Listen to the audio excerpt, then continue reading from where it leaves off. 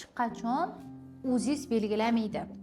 Tug'ruq jarayonini keserva bilan tug'ilishi yoki ayolni o'zi tug'ishini ginekolog tomonidan, akusher ginekolog tomonidan belgilanadi. Ultrazvuk vrachi nimani berishi mumkin bizga?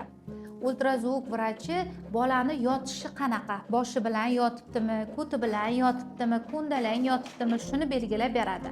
Bola atrof suvlarini baholaydi, bolada qon aylanishni baholaydi, qanaqa yaxshi yomon yo'ldosh bilan bola orasida munosabatni belgilaymiz va shaykani uzunligini belgilab beramiz. Shu holatdan keyin platsentani joylash o'rnini ginekolog siz bilan o'tiradi, borganingizdan keyin sizni shaykangizni ko'radi. Ba'zi bir holatlarda tug'ruq jarayonida shaykani uzunligi nima deydi, ma'lum bir 3 palz, 4 palzdan keyin kimlarda ochilmay qolishi ham mumkin. O'shanday jarayonlar bo'ladi, eshitgansizlar-ku. Keyin keserva secheniyaga olib ketadigan holati bo'ladi. Agar ayol tug'a olmasa, ayolda analizlari yaxshi bo'lmasa, anamnezida ayolda yondosh kasalliklar bo'ladigan bo'lsa, unday holatda ham uni vrachlar konsilium qilib hal qiladi. Biz sizlarni laborator danlilaringni ko'rmasak, sizda qo'shimcha kasallik bor yoki yo'qligini bilmasak, biz hech qachon sizga o'zingiz tug'ishingiz yoki o'zingiz tug'masligingizni hal qilmaymiz.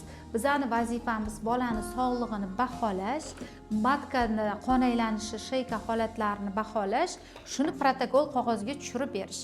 Bu doim дополнительный qo'shimcha tekshiruv usuli hisoblanadi. Vrach o'zini opitidan kelib chiqib, ayolning umumiy holati klinik laborator danlilardan kelib chiqib, bunga qarab xulosa chiqarib beradi. O'sha uchun o'zingizga borib, men o'zim tug'amanmi, yo'qmi degan savolni berish kerak emas.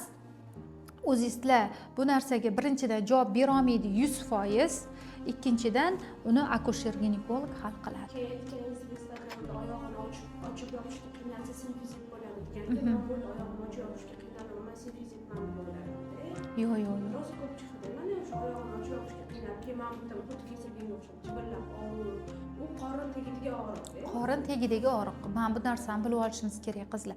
Qachon bizada o'sha tug'ruqqa yaqin og'riqlar bo'ladi, tabiiy og'riqlar ham hisoblanadi. O'zi og'riq signal hisoblanadi, lekin simillovchi og'riqlar tug'ruq yaqinlashgan sari bo'ladi. Bel bilan qovuq pastiga beruvchi og'riqlar.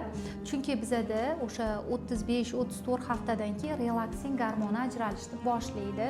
Ya'ni natijada bizada o'sha shaykalar tayyorlanishni boshlaydi organizm, svязкаlar yumshashni boshlaydi gormon ta'sirida va natijada o'sha tug'ishga tayyorgarlik boshlanadi. O'shanaqa vaqtda ayollarda umurtqa pog'onasi sohasida, ko'pchik sohalarida, qorinni pastida og'riqlar bo'ladi. Agar qonli suvli ajralmalar ketmasa, ayol o'zini juda ham yomon his qilmasa, chot orasiga beruvchi kuchli og'riqlar bo'lmasa, o'tib ketuvchi og'riqlar bo'lsa, bu o'sha ложный схватка, ya'ni тренировочный схватка deymiz. Buni ajratib olish kerak. Tayyorgarlik. Hozir sizni tekshirib ko'rganimizda simfiz suyagingiz 6 mm chiqdi. Birinchi tug'ruq.